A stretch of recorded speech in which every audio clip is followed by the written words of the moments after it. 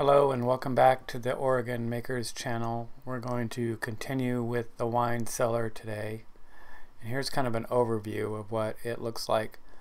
It's going to be in a room in a client's house. And I built the diamond bins and that magnum case, which you can kind of see up front there. And we're going to pan over, you get a better view of the diamond bins. I'll put a link to those two builds at the end of the video. Today we're going to concentrate on all the racking. So I'm going to make a jig, and the staves are going to be 3.5 inches apart and 4.5 inches apart. Where they're 4.5 inches apart is where there's going to be a horizontal runner to kind of tie everything together. So those are strategically placed along the way. And then I've designed this so there's 11 bottles below and then a slanted display shelf, which I'm cutting that angle now. It's 15 degrees. So then when you buy a case of wine, you can have that display bottle and then the full case below it. And then the storage above that is just bonus storage. The book that the client gave me that kind of had the idea of this racking, they had like 9 bottles before the display shelf, and I just thought that was stupid, so I went with 11. So I'm going to make a bunch of these. I'm calling them ladders, and that's why I'm doing the jig. So putting the other side on, making sure everything's square, and realizing that my little slanted part was too wide. So fixing that, and then spacing out everything. And I'm going to have a second row of these blocks, and that will locate the other vertical rail and keep everything square. And just used a scrap of 1/2 inch plywood I had laying around and some other scraps. You can see the blue plywood on the end there. That's from when I did the industrial tables, which I'll put a link right here right now for that. And just finishing laying everything out, making sure it's square, and screwing the rest of this in. So this jig is going to get a lot of use in the next couple weeks.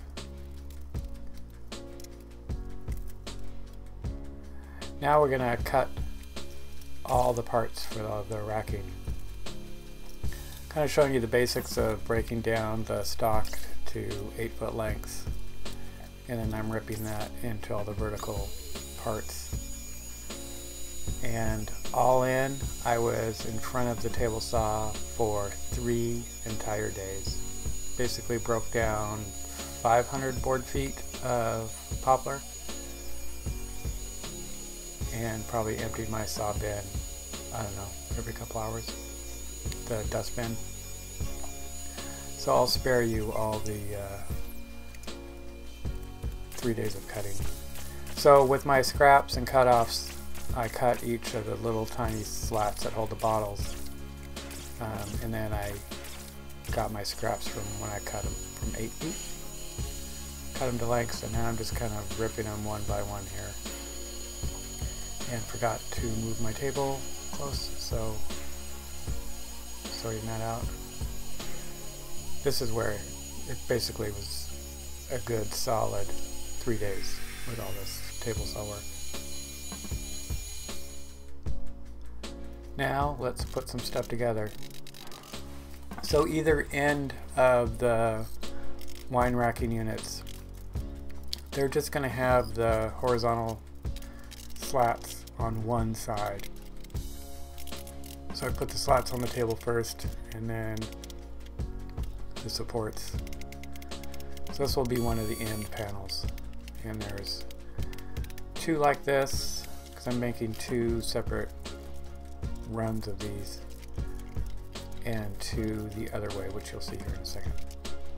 And they're in there pretty tight. I had to use a crowbar to get them out.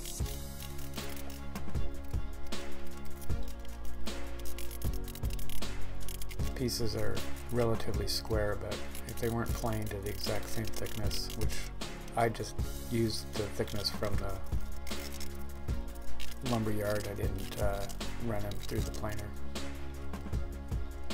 It's marking that diagonal for the length, and basically had to reload the nail gun after every rack. Just put a new little clip in using a 15 gauge finish nailer from Senko. Alright, so those are the two ends. You can see me reloading. And I'm using longer nails now because I'm going to go through the slat on the bottom, the vertical supports, and the slats on the top. So I need a longer nail. Laying everything out.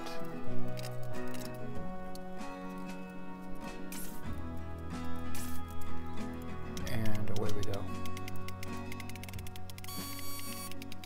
Pretty much one nail in every slat, and then where the vertical supports are, I put two nails in. They're not going to hold a lot of weight individually. They're basically holding a half a bottle of wine, really. So it's not a lot of weight, but I do not want them to fall off either, so here's another go at the slats.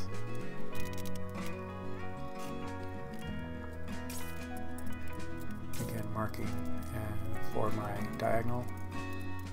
I didn't pre-cut the diagonals, I just had some strips lying around that I cut with. More nailing.